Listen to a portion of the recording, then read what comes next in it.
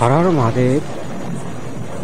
आज सोमवार 13 तारीख अक्टोबर 2025 कार्तिक मास कृष्ण पक्ष सप्तमी। आजिकार मेष राशि।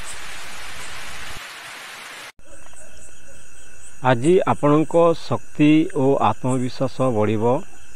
कार्य सफलता मिल पारे। प्रतिकार हनुमान जी को पूजा करंतु। दिगजोगिनी आपणकर पूर्व दिग शुभ अच्छी। सतर्कता आज अति आतुर होई काम करने ठीक नुहे।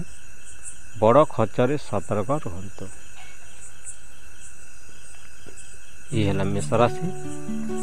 वृष राशि आर्थिक प्रगति हेबो। घरोई कार्य और पारिवारिक दिन भल रहिबो। खर्चरे सावधान रुहतु। प्रतिकार लक्ष्मी नारायणकर नाम जप करंतु। दिगजोगिनी आपणकर उत्तर दिग शुभ अच्छी। प्रतिकार सहकर्मी बा परिवार मध्य तर्क वितर्क हेबा संभावना।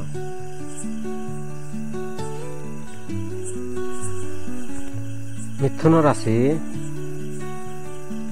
नुआ सुजोग मिल पारे।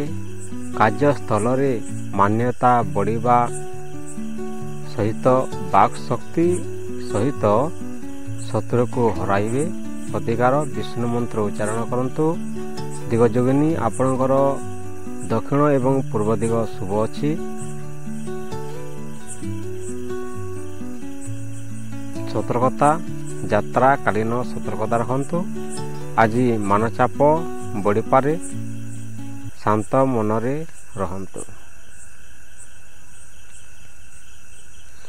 मिथुन राशि नया सुजोग मिल पारे। कार्यस्थल में मान्यता बढ़ी। कर्कट राशि परिवार रे खुशी रहिबो। निज मनोकामना पूर्ण हेबो। भावुकतार निष्पत्ति नेबेनी। प्रतिकार माँ दुर्गा चंडी पाठ करंतु।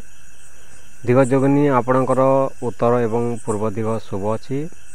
सतर्कता अचिन्हा लोकों को भरोसा करिवे नहीं। धन निमंते किसी विलंब हो पारे। कर्कट राशि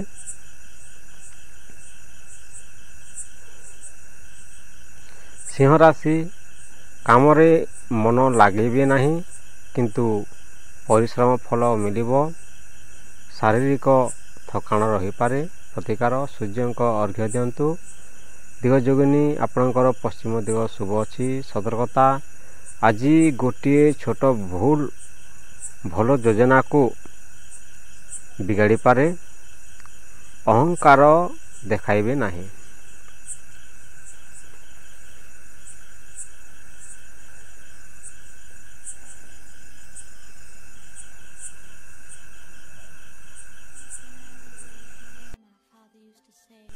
कन्या राशि कार्य क्षेत्र रे नुआ योजना सफल हेबो। मने शांति आसीबो। मित्र सहायता मिल पारे। प्रतिकार आपण गणेश पूजा करंतु।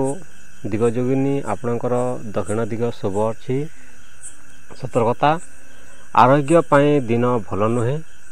खाद्य और निद्रा रे ध्यान दियंतु।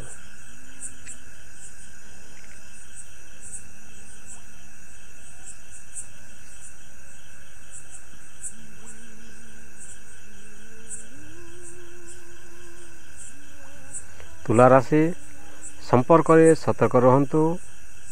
मानसिक चाप हेबो। अनावश्यक तर्करू दूरे रहंतु। प्रतिकार शिवलिंग रे जल दियंतु।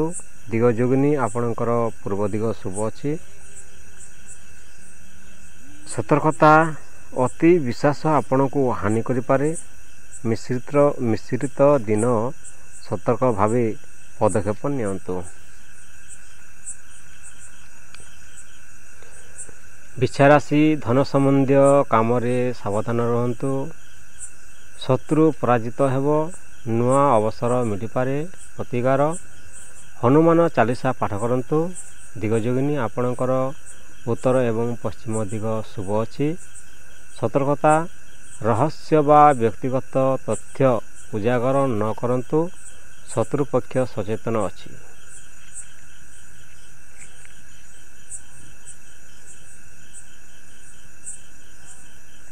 ଧନୁରାଶି ଆପଣଙ୍କର ଧାର୍ମିକ ଯାତ୍ରା ଯୋଗ ଅଛି। ନିଜ ମତରେ ସଫଳ ହେବେ। ପ୍ରତିକାର ବିଷ୍ଣୁ ମନ୍ଦିର ଯାଇ ଦୀପ ଜଳାନ୍ତୁ।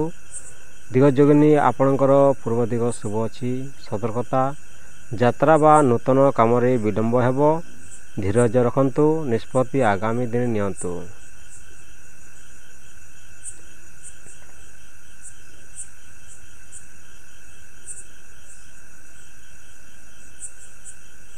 ମକର ରାଶି ଆପଣଙ୍କର କାମରେ ସଫଳତା ଦେଖିବେ।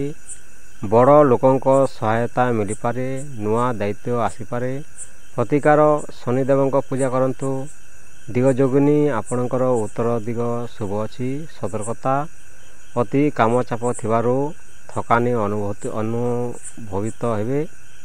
ଶାନ୍ତି ଓ ବିଶ୍ରାମ ଦରକାର।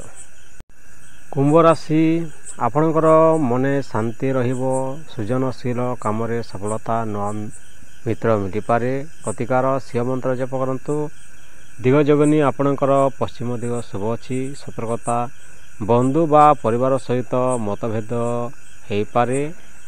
କୋପରେ ନିଷ୍ପତ୍ତି ନେବେ ନାହିଁ।